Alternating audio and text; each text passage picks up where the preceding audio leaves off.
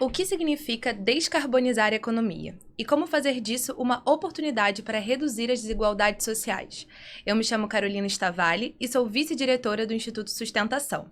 E eu sou Letícia Batista Matias, fundadora e diretora do Instituto Sustentação. Nós agradecemos ao Global Youth Mobilization e à União Europeia por poderem fazer esse projeto possível. Nós também estamos aqui hoje para poder falar sobre transição energética e descarbonização, tema que é muito importante para a gente poder estar lidando com as mudanças climáticas. Hoje, as principais fontes de emissão de gases de efeito estufa no mundo vêm das fontes de energia. E por isso, transformar a energia é um grande passo para poder enfrentar as mudanças climáticas. Mas quem está participando dessa transformação? Como garantir que a transição energética seja justa para todos? E também para os territórios periféricos e as populações historicamente excluídas? E qual o papel da sociedade nesse processo? E para esse encontro maravilhoso de hoje, a gente tem o prazer de estar com a Sara Rins. A Sara é uma jovem periférica preta do PPG e ela também é graduanda em gestão ambiental. A Sara hoje ela é líder de projetos na Revolusolar. Ela também é coordenadora do Núcleo de Meio Ambiente do Museu da Favela, e ela também atua no combate à pobreza energética. A Sara tem tanta coisa, gente, a gente precisa até ter o tablet de colinha para poder falar sobre ela.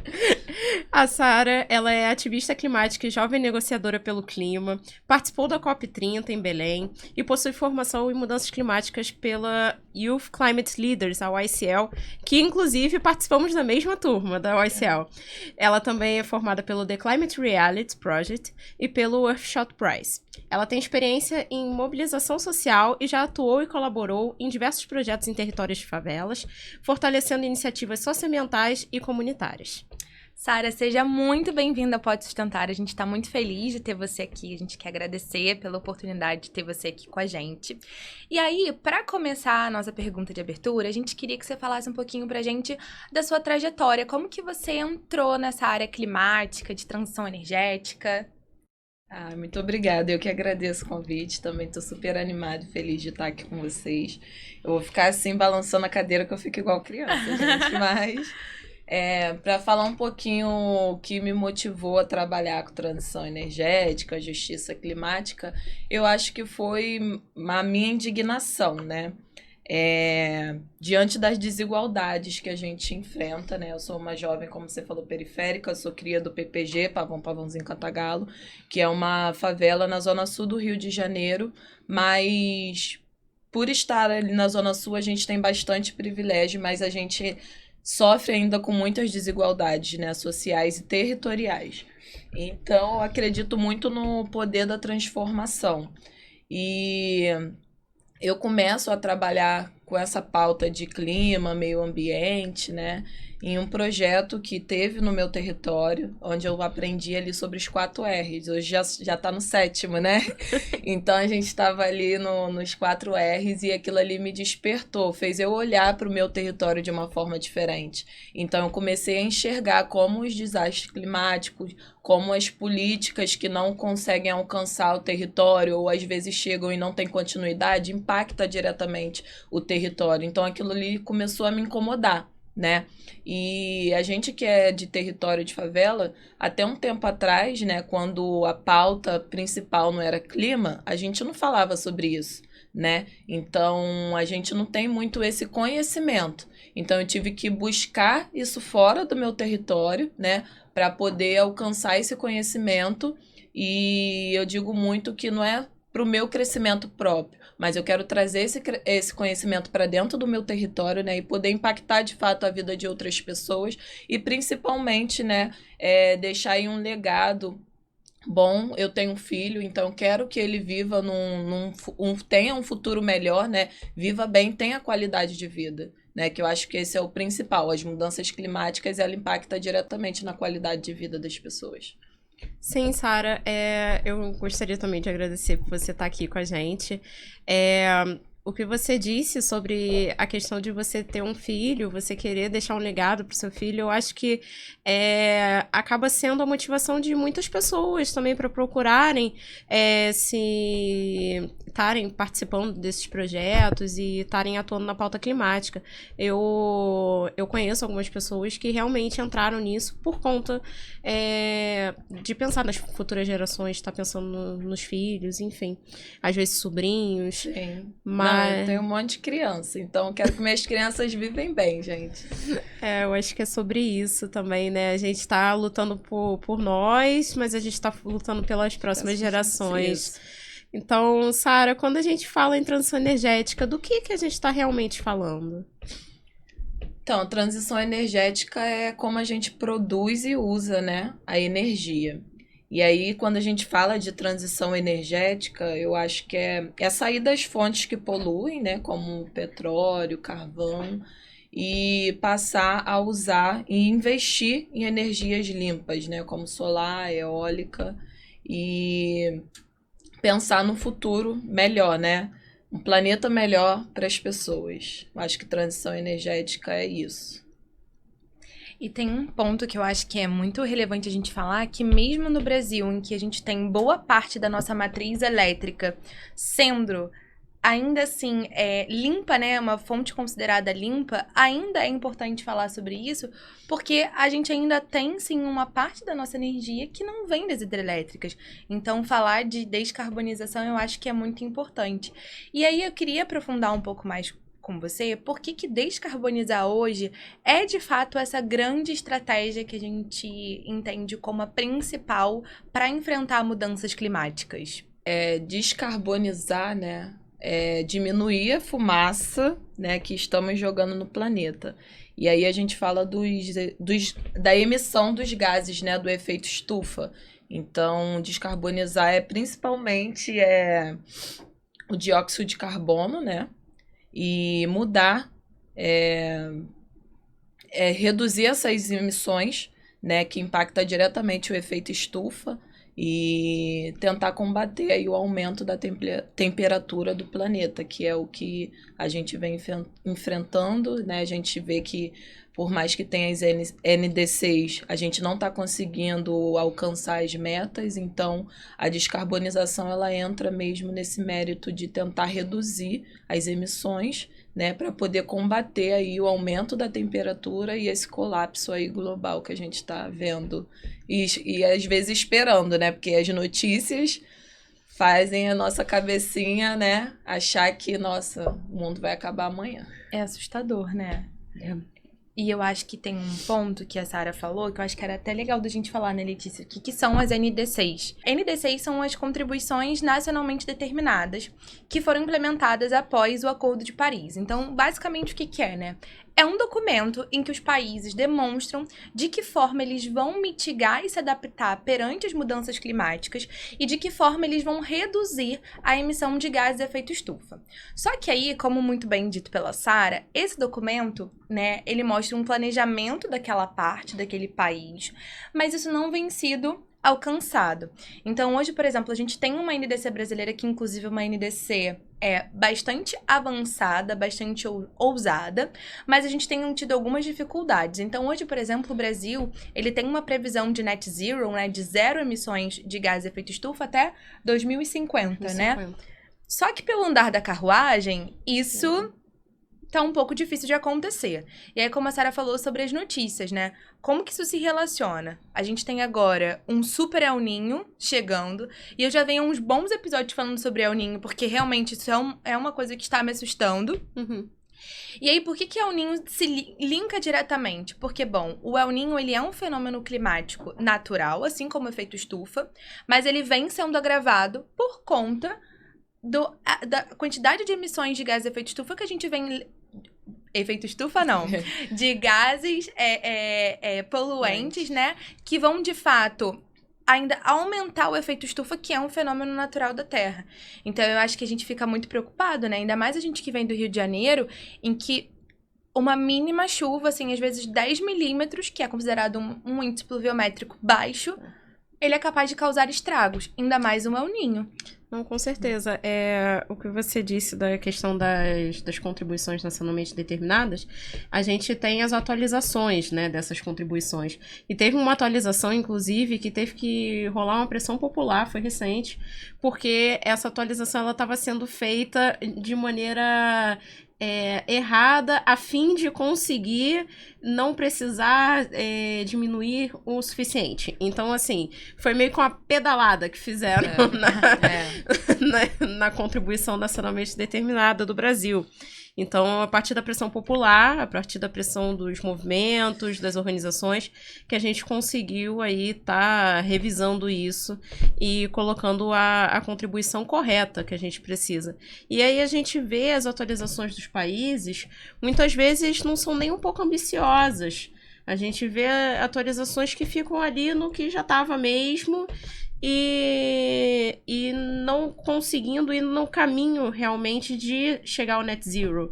Então, é uma situação bem complicada. Então, como a questão energética se relaciona com as desigualdades sociais e territoriais? Então, eu acho que as questões energéticas, ela dialoga diretamente com as desigualdades sociais e territoriais, né? Porque a gente vê que nas favelas, periferias, as pessoas não têm um acesso regular à energia, né? Então, um acesso de qualidade, né? As contas são muito altas, né? Então, você vê que isso acaba agravando ainda mais essas desigualdades, né?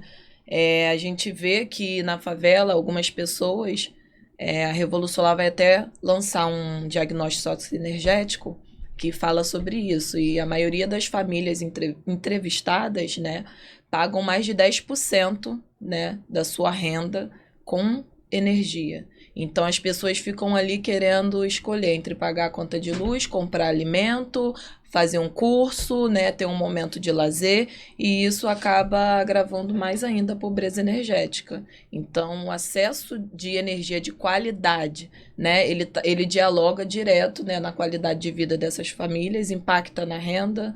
Então, a gente vê cada vez mais famílias, né, tendo que optar em pagar a conta de luz ou se alimentar bem, e aí a gente está falando já de outras, né, outras nuances, né, que a gente entra em segurança alimentar, a questão da renda, né, da educação, do lazer, que tudo se complementa, né? Não, com certeza, até porque quando a gente está falando em energia, a gente está falando em direito, né, porque você ter acesso à energia elétrica na sua residência é uma coisa básica hoje em dia, né? O que a gente pensa. É uma questão de dignidade. Sim. Porque a pessoa vai ter acesso a poder estar assistindo uma televisão, então tem acesso à informação de qualidade, ou enfim, a gente tem de tudo hoje em dia, mas tem acesso à informação, tem acesso ao lazer, a pessoa tem acesso a tá com um ventilador ligado, a gente está falando de mudanças climáticas, então também um conforto térmico. Não, o ar-condicionado. Eu já ouvi gente falando absurdos que as pessoas da favela, porque quer comprar ar-condicionado. Gente, hoje ar-condicionado não é mais artigo de luxo, é necessidade. Perfeito. É conforto térmico, Exato. né? E a gente vê que nas periferias é os maiores pontos de ilha de calor. Perfeito. Então a gente você ter um ar-condicionado hoje não é um luxo, é básico, Exato. sabe? Exato. Você ter uma geladeira, você ter uma máquina de lavar. Tem gente na favela que 7 horas da noite desliga tudo, porque tem medo de quanto vai dar a conta de luz, sabe? Então você vê ali famílias que estão se limitando, né? Não tem aquela qualidade, elas se limitam porque sabe que se ultrapassar, não chega no final do mês, a conta não fecha, né? E tem um outro ponto também, né, que a gente fala muito quando a gente tá falando sobre regiões periféricas, como se as pessoas não tivessem também direito de ter algum luxo na vida delas. Então, mesmo Sim. que o ar-condicionado fosse um luxo, É direito, você um trabalha, direito, sabe? Você trabalha pra aquilo. Você tem direito de querer comer uma comida boa. Você tem direito de querer tomar um refrigerante bom. Você tem direito de querer comer carne. Você tem direito de dormir bem. Você trabalhou um dia inteiro. Você quer chegar na sua casa e você quer dormir bem. É porque aqui, eu vejo muito que quando a gente fala de zonas periféricas, eu não tô falando do Rio de Janeiro, não. Eu tô falando de sul global de forma geral. É que existe um conceito que, pro pobre, qualquer coisa basta. Pro pobre, qualquer coisa basta. Não sei se a gente pode falar marca, mas já falando, né? A pessoa não quer tomar, às vezes, o Convenção Dório Toba. Ela quer tomar o Guaraná Antártica. Ela quer tomar a Coca-Cola. Ela quer pegar aquela Coca-Cola de 3 litros, ela quer beber. Ela quer comprar uma peça de carne. Ela não quer comer frango a semana inteira, ela quer comer carne. Então, é isso. E esses tópicos, de fato, eles vão se complementando, porque é isso. Como a gente tem esse pensamento de que pro pobre qualquer coisa basta, então ele não precisa de ar-condicionado, então ele não precisa, por exemplo, de ter luz o dia inteiro na casa dele. Por que ele quer uma máquina de lavada pra lavar a roupa na mão? É desse jeito. E uma coisa que eu acho interessante é... Eu sou coordenadora do Núcleo de Meio Ambiente do Museu de Favela, né? O Museu de Favela é um museu territorial a céu aberto, onde o acervo é o território e as pessoas que moram ali.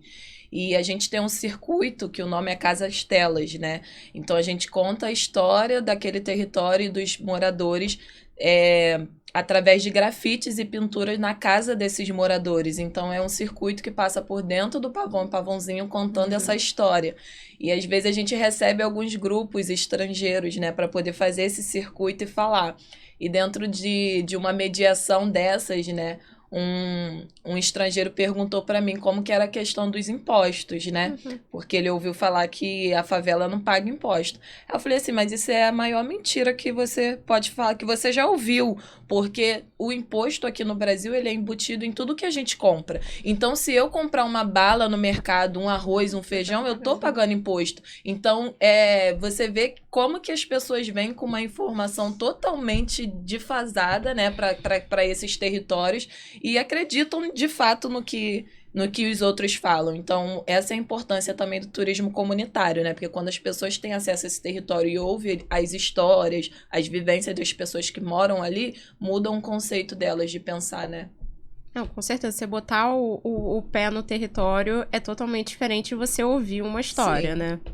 Inclusive, tem uma fala sua que você fez no nosso evento da Rio Nature, que eu achei muito legal, que você falou assim, a gente não pode dar uma geladeira para uma pessoa que precisa, às vezes, de um ar-condicionado. E aí você estava falando justamente sobre a necessidade de conhecer os locais, de conhecer as pessoas e entender a realidade e a necessidade delas. E eu achei isso muito legal, porque é isso, né? A gente só vai conseguir, de fato, fazer um projeto se a gente está inserido dentro daquela região. Então, eu só consigo fazer uma campanha, só consigo fazer um projeto, só consigo rodar com alguma ação se de fato eu tô ali dentro. E a gente só faz isso conhecendo de fato, né? Colocando o pé, porque na televisão a gente vê muitas mentiras, a gente vê coisas que não procedem com a realidade daquelas pessoas. E eu acho que o mais importante é a gente estar ouvindo vozes que estão ali naquele local, né? Naquele território. Então, ouvir a comunidade, ouvir os moradores, é importante para a gente poder entender as necessidades das pessoas. Sim. Mas, Sara, qual o potencial que você acredita das energias renováveis, especialmente na energia solar, para promover a inclusão social e desenvolvimento local? Aí eu vou falar um pouquinho agora aqui do meu trabalho na Revolução Solar, né? Eu acredito muito no poder, né, da energia renováveis, especialmente na solar, que é a que a Revolução Solar trabalha. Né? Ela tem um grande potencial para combater, né, essas desigualdades sociais e, assim, é muito lindo, pelo menos eu acho muito lindo, né, um território gerando sua própria energia, né, e se apropriando disso. Então, a Revolução Solar, ela trabalha com a metodologia do ciclo solar, né, em territórios e comunidades vulnerabilizados. E essa metodologia, ela tem 3 eixos, né, que é o Programa de Energia Sustentável, onde a gente faz não apenas essas instalações solares, né, mas trabalha toda a questão de eficiência energética, né, com esses moradores e a instalação, e aí a gente prioriza instituições ou escolas, né, para que traga aquele pertencimento que é do coletivo, é da comunidade, todos podem, devem cuidar. E aí tem um programa de formação profissional, né, eu sou muito suspeita a falar que eu gosto muito, os alunos que participam, tudo me chama de ti, são a maioria mais velho que eu, mas É muito legal, porque a gente leva essa formação profissional para os moradores locais, para que eles se empoderem dessa tecnologia, possam, né, trabalhar aí com esses empregos verdes e também cuidar do próprio sistema, porque não faz sentido a gente instalar uma usina e não capacitar pessoas do território e as pessoas terem que buscar mão de obra fora do território. Então a gente também trabalha a economia, né, dentro desse território, gera renda.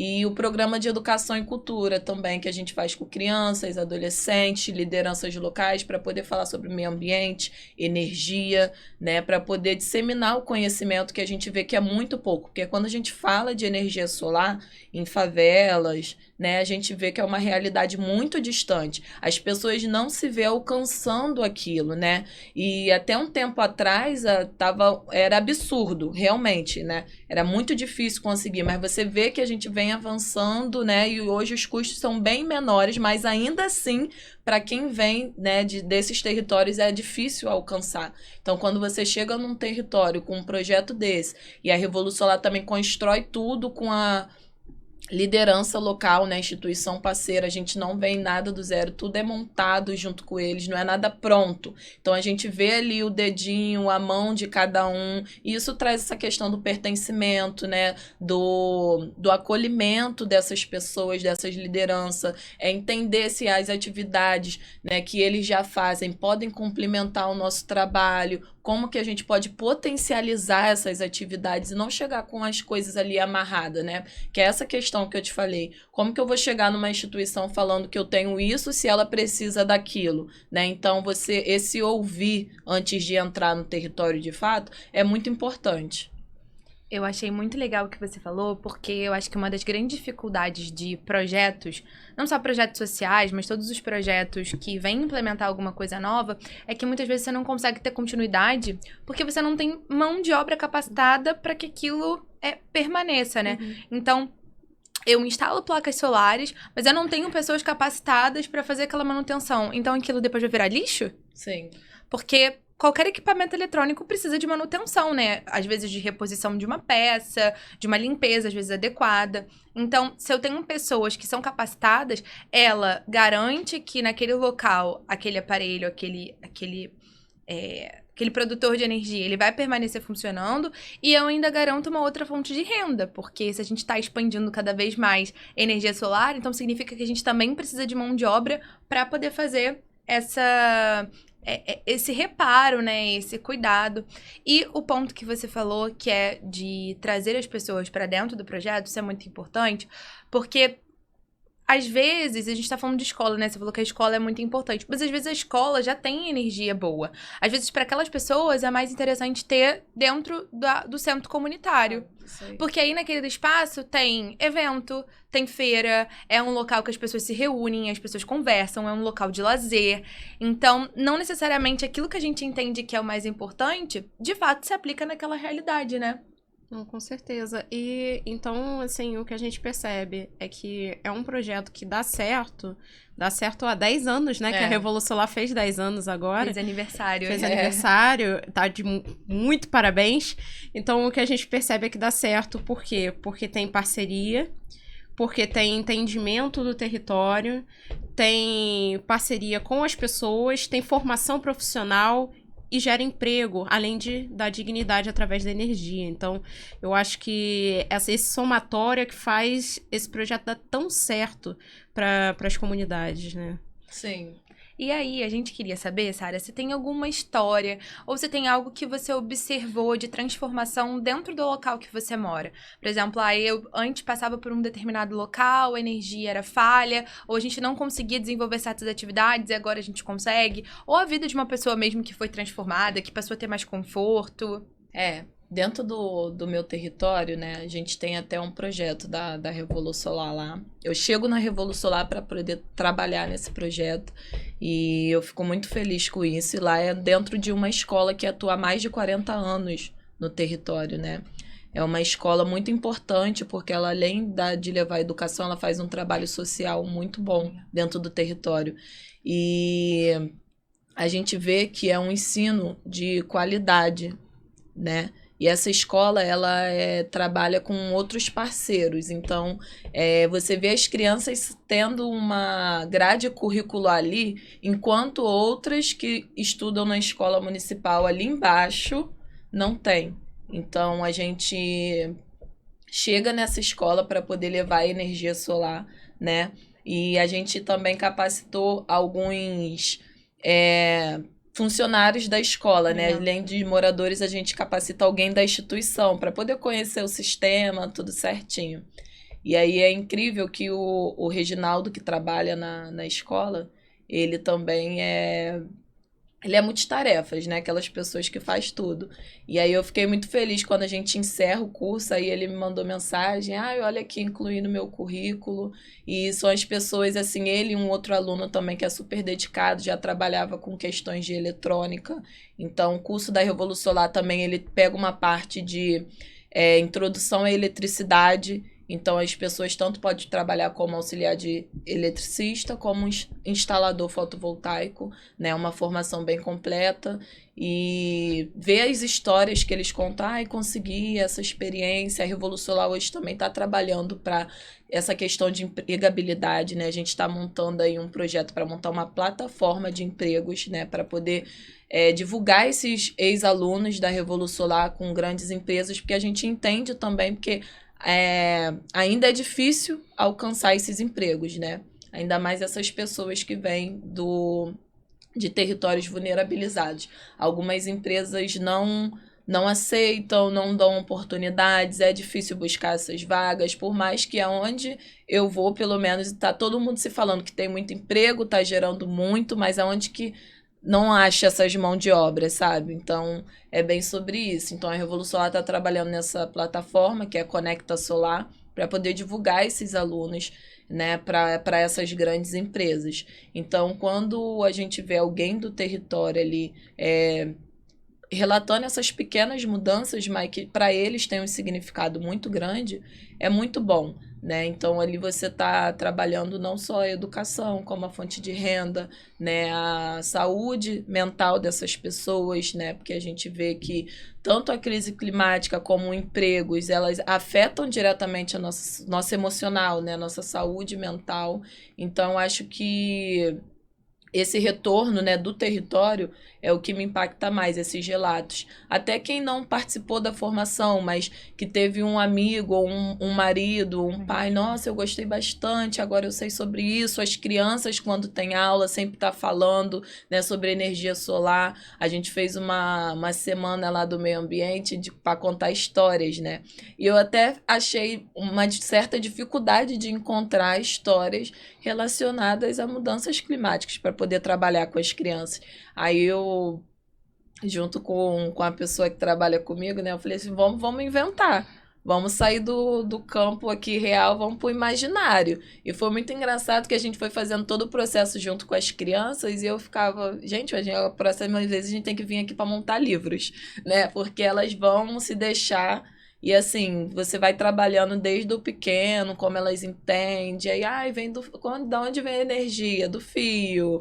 Mas o fio vem da onde? Então é tão bonitinho trabalhar isso. E aí você vê essas mudanças, né? Ali pequenas, mas que futuramente vão ser grandes, né? Vão ter grandes significados.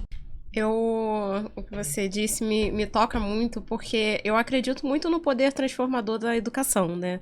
Então, o que você fala é de uma educação técnica que vocês dão para as pessoas poderem estar trabalhando nessa área e, para além disso, replicarem esse conhecimento na própria comunidade, né? Com as suas famílias, com seus amigos, com todo mundo, como você disse. E aí você vê como esse trabalho de educação técnica com um grupo, você consegue transformar todo um pensamento de uma comunidade, né? Então, eu acho muito interessante como é que a educação, ela funciona nesse efeito cascata. É um efeito em cadeia mesmo, né? Com aquelas pessoas.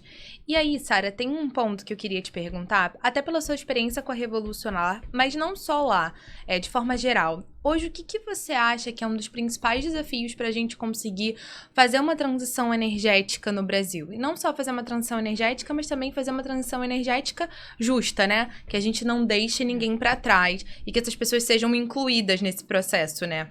Eu acho que o Brasil tem um grande potencial para liderar isso, né? E a gente ouve muito isso também. Mas eu acho que primeiro, para a gente garantir que essa transição energética seja justa, né, e inclusiva, a gente tem que começar a considerar esses territórios, né, essas pessoas que estão na ponta, que são as que mais sofrem, né? Porque não adianta a gente fazer uma transição energética e ela não alcançar esses territórios, essas pessoas. Então, acho que os benefícios, né, das energias renováveis, né, da matriz, ela tem que alcançar todo mundo de forma igualitária, né? E o que a gente vê que não acontece hoje. Então, acho que outro ponto também é o financiamento, né, para chegar nesses territórios, porque a gente vê hoje um tipo de competição. A gente vê esses territórios, né? Já tem alguns projetos, a maioria deles já produzem suas soluções, né? Então, mas eles não têm um financiamento que chega. E aí, quando você vai para buscar esse financiamento, captar esse dinheiro, né? Você acaba concorrendo com grandes organizações. E aí, né? Você não... A gente sabe, né? Como que funciona. Então, é bem difícil essas coisas chegarem na ponta e... Eu acho que também é preciso investir na educação, né, de fato, e na formação dessas pessoas, trazer mais esse tema, né, trazer o que é essa transição. A gente fala sobre isso, mas às vezes as pessoas não entendem. Eu acho que é mudar também essa forma de comunicação, ser uma comunicação mais acessível. Às vezes a gente vai tem acesso, né, a alguns... A gente que está nesse meio já tem acesso a alguns certos tipos de evento que a gente chega lá e até a gente que já sabe, conhece, não entende o que a pessoa está falando, sabe? Então, acho que parece meio proposital para quem está ali não ter esse conhecimento, não ter esse entendimento, porque eu vou nesses eventos e eu vejo muito que eles abrem para escolas, para as faculdades. Então, como que eles pensam em levar essas pessoas, mas não pensam que essas pessoas saiam dali entendendo de fato a mensagem que o evento quer deixar, né? Como que é a comunicação desse evento? É só para dizer que tem, que abriu, né? Que essas pessoas estavam lá? Então, isso tudo tá ali por trás, né? Porque o conhecimento é poder. Então, se a gente quer passar esse conhecimento, que de fato ele alcance quem a gente quer que ele alcance, sabe? Então, para acelerar a transição energética, ela ser realmente justa, inclusiva, popular, eu acho que tem que alcançar essas pessoas, tem que alcançar esses territórios, as mulheres, as crianças, que são as pessoas que de fato que sofrem mais, né? E às vezes eu fico muito triste quando eu vejo algum certo de notícias, né, grandes chuvas, as pessoas perdendo tudo, e aí você vê aquelas reportagens, a pessoa, ano que vem de novo, sabe, é muito desanimador, é muito você ouvir a pessoa já esperar por aquilo, sabe, entender, achar que aquilo ali é normal, né? Só que não é.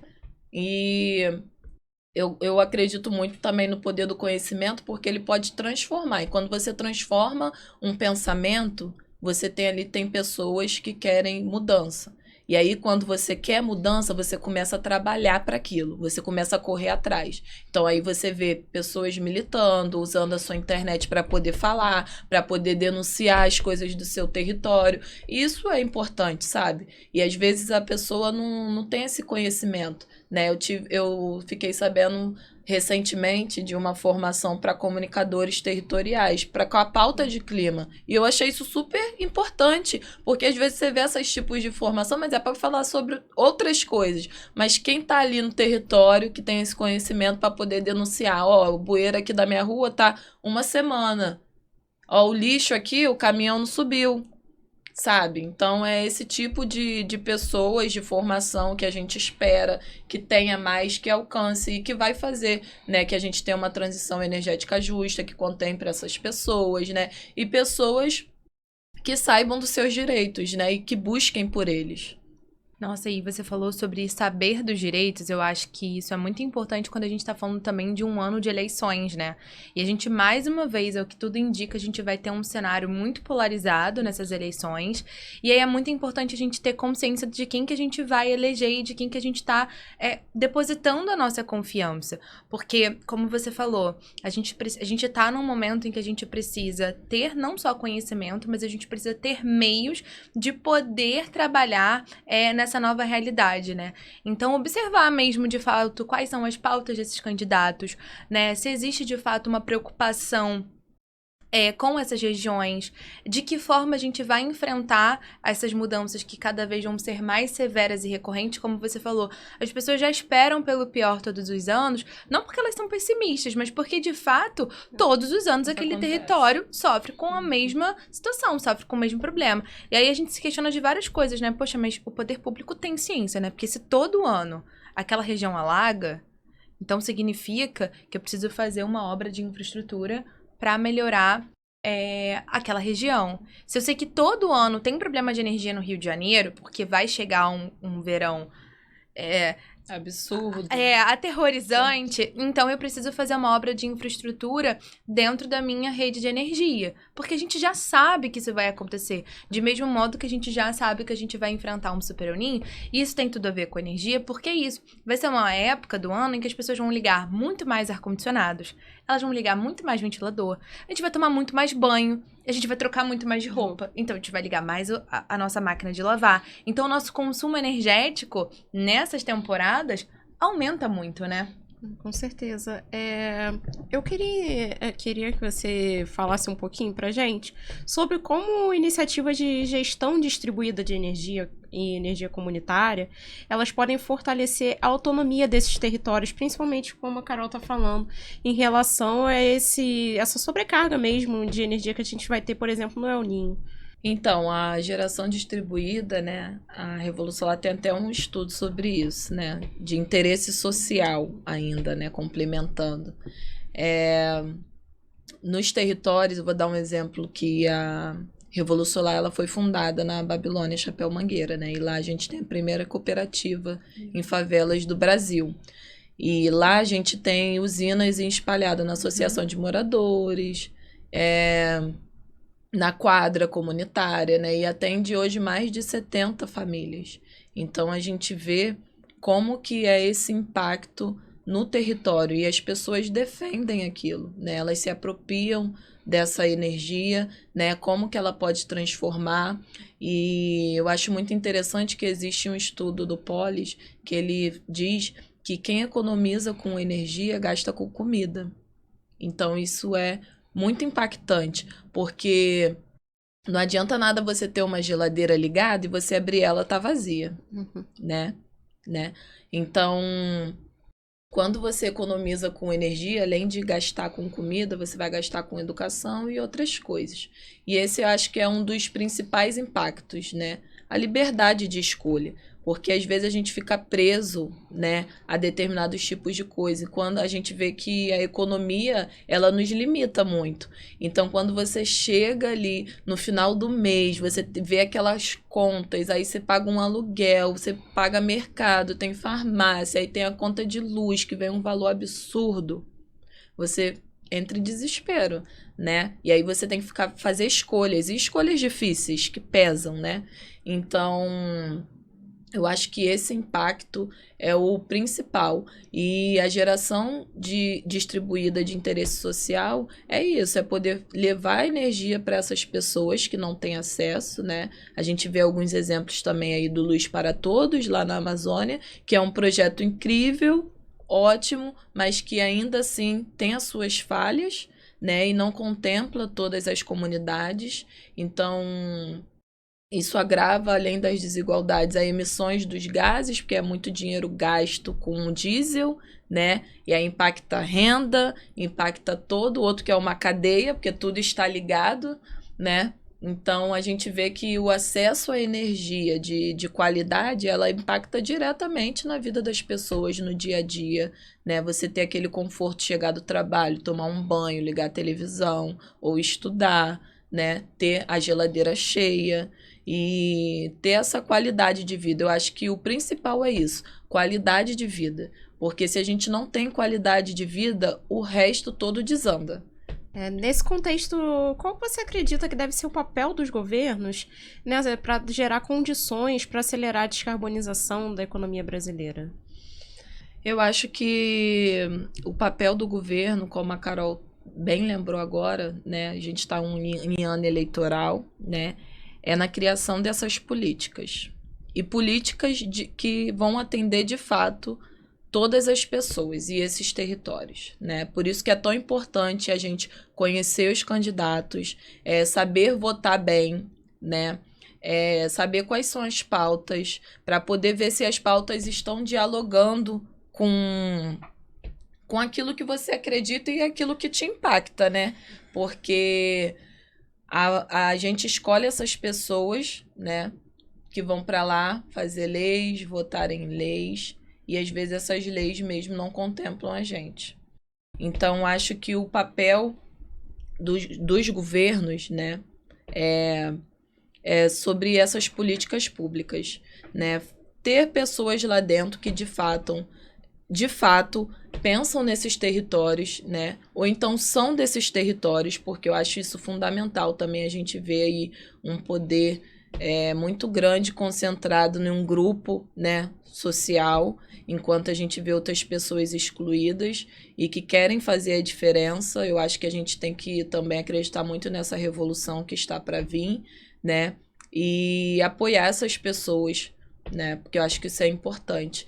E quando a gente está falando de políticas públicas, tem que ser políticas de fato que vai beneficiar a gente, né, que vai impactar diretamente na saúde, na educação, nos territórios, né, políticas que de fato atendem todo mundo e que tenham continuidade, porque a gente também sofre muito com isso. Chegam políticas, às vezes ela é muito boa, mas elas muda governo, a política acaba. Então a gente tem que ter políticas que tenham continuidade, né, ali no trabalho para poder continuar atendendo e fazendo com que esses territórios. Então a gente vê aí que hoje a gente tem um plano clima que é muito bem montado, muito bem estruturado, mas que na prática não está acontecendo. Então acho que ter pessoas lá dentro que olhem para isso, né, que falam, vamos implementar, porque se o governo tivesse parado lá atrás e tivesse investido em mitigação, hoje ele não estaria precisando fazer adaptações. E gasta muito mais com adaptação do que você mitigar. Então, é muito complicado, né? A gente vê políticas sendo feitas, mas não sendo implementadas. Perfeito, Sara. E eu queria, só antes da gente encerrar, que eu acho que você tocou num ponto muito fundamental, de que existe um limite para a gente adaptar. Porque qual que é a diferença entre mitigação e adaptação? Mitigação é redução dos gases que poluem a atmosfera, né? Dos gases de efeito estufa.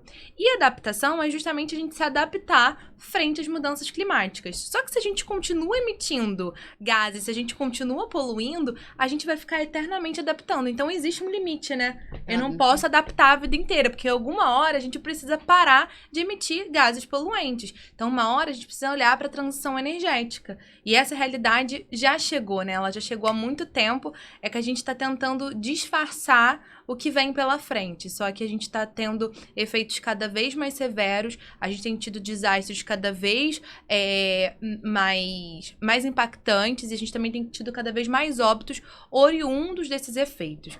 E aí, Sara, pra gente encerrar a nossa conversa, a gente queria te pedir, se você fosse, por exemplo, propor um pacto nacional para acelerar a transição energética, um exercício imaginativo, quais seriam os pilares desse compromisso? Quais seriam os 3 compromissos que você acha que são fundamentais hoje para a gente conseguir fazer a nossa transição energética? Difícil, né? Mas eu acho que em 3 compromissos, eu acho que o primeiro deles era democratizar o acesso à energia, né? Garantir que essas periferias, comunidades indígenas, tradicionais, ribeirinhas, né, tenham acesso à energia de qualidade, que elas possam produzir sua própria energia. Eu acho que democratizar esse acesso é um dos pontos principais, né? Segundo, eu acho que é investir na formação dessas pessoas, né? A gente vê que é um setor que está crescendo muito e eu às vezes a gente nem se enxerga dentro desses lugares, sabe? A gente vê ali sempre as mesmas pessoas, as mesmas caras, então acho que a gente precisa investir em formações, né, para que outras pessoas possam alcançar esse lugar e sentar mesmo nessa mesa, poder opinar, e eu acho que é assim também que a gente vai poder mudar o rumo das coisas. E um terceiro, eu acho que é colocar também a justiça climática como uma política pública, né? Porque quando a gente fala de direitos, a gente vê que muitos direitos são nos negados, né? Então, quando a gente vem falar de justiça climática, é porque a gente não aguenta mais estar nesse lugar, né? A gente não aguenta mais sofrer esses impactos, né? E a gente sabe quem é que sofre na ponta, a gente sabe quem é que está sofrendo com esse dano e são os que menos contribuem para esses efeitos. Então, acho que a justiça climática, né? Hoje, agora tem vários termos. Eu estava até lendo um negócio esses dias e fui ver de eco-ansiedade. Eu fiquei assim, gente, é real, sabe? As coisas estão acontecendo, as pessoas estão com medo e tá gerando outros problemas, né? Então, a gente vê um problema que é uma coisa que tá gerando 1000 outros, né? Então, daqui a pouco a gente tá chamando a crise climática como pandemia, né? Porque tá atingindo de uma forma que daqui a pouco é o que você falou, tem um limite. Daqui a pouco não vai ter mais como voltar atrás, não tem mais o que fazer. Então, acho que a justiça climática ela não teria que ser só um termo debatido. Ela precisa, de fato, ser uma política pública de combate a essas desigualdades que vêm sendo agravadas cada vez mais pela crise climática. Eu acho que dentro do que você falou fica um recado, né? Porque a gente olha para a nossa Constituição Federal, no artigo 225, a gente tem que todos têm direito a um meio ambiente equilibrado e justo. Então, a gente tem ali já na nossa Constituição, não tão especificamente, mas dizendo que todo mundo tem direito a um meio ambiente equilibrado. E isso vai estar na esteira do quê? Do clima. Então, a gente tem direito a ter um clima organizado. Só que a gente vê que isso não tá muito aí na prática. Tudo bem, a gente entende que a gente tá lidando com as mudanças climáticas. Mas o que está sendo feito para lidar com isso? Qual adaptação? Qual mitigação? A gente quer projetos concretos. A gente quer poder ver isso realmente se concretizando e essas mudanças sendo buscadas para a gente poder estar lidando com esse desafio tão complexo que perpassa todos os territórios, mas que com certeza afeta quem já está mais vulnerabilizado, né? Então, Sara, qual mensagem você deixaria para os jovens que desejam atuar na agenda climática? Eu acho que a mensagem principal que eu deixaria é não ter medo. Não ter medo, ocupar esses espaços, se capacitarem, buscar mesmo esse lugar, porque eu vejo muita força na juventude. A gente já vê uma juventude aí bem engajada, mas eu tenho medo do que vem depois, né? Então, acho que o medo de ter acesso a esses lugares também é muito grande, né? Eu falo por experiência própria, né? Se fosse um tempo atrás, eu não teria aceitado esse convite, porque é difícil, a gente sente medo, a gente acha que pode falar alguma coisa errada. Então, acho que assim, não existe coisa errada, existe a nossa realidade. Então, quando a gente tem convicção daquilo que a gente faz, do que a gente conhece, a gente pode falar de qualquer forma e aquilo ali tá certo, porque é a nossa verdade, entendeu? Então, acho que o principal é isso, não ter medo, investir em si mesmo, investir em educação. Hoje a gente vê várias formações, vários cursos, ocupar mesmo esse espaço, procurar pessoas que você possa dialogar, conversar sobre, né? Hoje tem muito mais aberto, né? Até um tempo atrás você via só grandes pessoas que você nem tinha acesso, né, a chegar esse negócio de network. Eu acho que o network de fato, eu acho que nunca aconteceu comigo. em eventos grandes com grandes pessoas, porque essas pessoas grandes não querem falar com você. A verdade é essa, né? Você acaba falando com quem você já conhece, com quem você tá ali naquele meio, e aí o network não alcança, não evolui, sabe? Então, acho que isso foi só mais uma palavra bonitinha, né? Porque as pessoas gostam de inventar palavra bonitinha, mas que de fato não acontece. Então, acho que a mensagem principal é para esse jovem: vistam educação, gente. Conhecimento é poder, e quando a gente tem conhecimento, nada tira a gente, né? A gente alcança coisas maiores, né? E a gente sempre, quando a gente está na escola, a gente fala, ai, não aguento mais. Aí chega a faculdade, não aguento mais. E a gente vê que é uma constante evolução e a gente não para de estudar. Porque quando... Eu nunca gostei de estudar, de fato. Mas eu estudei porque eu sabia que era necessário. E o meu objetivo era fazer a faculdade, pegar o certificado e pronto. Mas aí, quando eu comecei a trabalhar com isso, quando a gente começa a gostar, a gente vai querendo cada vez ficar melhor. Cada vez ficar melhor. E a gente vai buscando a melhoria. E eu acho que isso é o principal. E quando a gente não tem medo de sair da zona de conforto, é melhor ainda, porque além da gente buscar isso, a gente vai alcançando, a gente vai trazendo quem está do nosso lado e impactando não só a nossa vida, a nossa casa, mas quem está ali no redor, né? Eu digo isso porque todas as oportunidades que eu tenho acesso, se eu puder levar alguém comigo, eu levo, né? Então, assim, ninguém fica de fora. Né? A gente está num mundo onde ninguém sobrevive sozinho. A gente precisa de outras pessoas para caminhar, né? É aquela história de sozinho eu vou mais longe, né? Mas com outras pessoas eu sou mais forte e caminho muito mais, sabe? Então acho que essa é a principal mensagem que eu deixaria para a juventude de hoje. Sara, a gente queria te agradecer pela sua presença. Acho que foi um podcast maravilhoso, a gente adorou, a gente entrou em muitos assuntos e foi ótimo. Eu amei participar, amei muito você estar aqui, foi muito, muito legal. Bom, Sara, eu acho que você trouxe tantas mensagens bacanas e coisas que a gente concorda tanto, né? Que a gente conversa no nosso dia a dia. Então, olha, Sara, muito, muito obrigada. Obrigada a vocês pelo convite, foi maravilhoso estar aqui. Muito obrigada a você também, que nos acompanhou em mais um episódio do Pode Sustentar. No Instituto Sustentação, a gente acredita que enfrentar a crise climática exige transformar a forma como produzimos, distribuímos e consumimos a energia. A mudança climática não é só uma mudança tecnológica. Isso envolve pessoas, desigualdades sociais e um trabalho coletivo. Para que isso aconteça, é fundamental que governos, empresas, organizações da sociedade civil e comunidades atuem de forma colaborativa na construção de soluções que promovam a descarbonização da economia e o desenvolvimento sustentável. E as juventudes também têm um papel fundamental nesse processo. A gente conta com a juventude para mobilização, para trabalhos coletivos e também para aquele toque de inovação. Siga o Instituto Sustentação nas redes sociais. Nós estamos em @instsusustentação no Instagram, Instituto Sustentação no LinkedIn e instsusustentação.substack.com para a nossa newsletter mensal. Muito obrigada por mais um episódio do Pode Sustentar e eu te vejo no próximo. Até lá!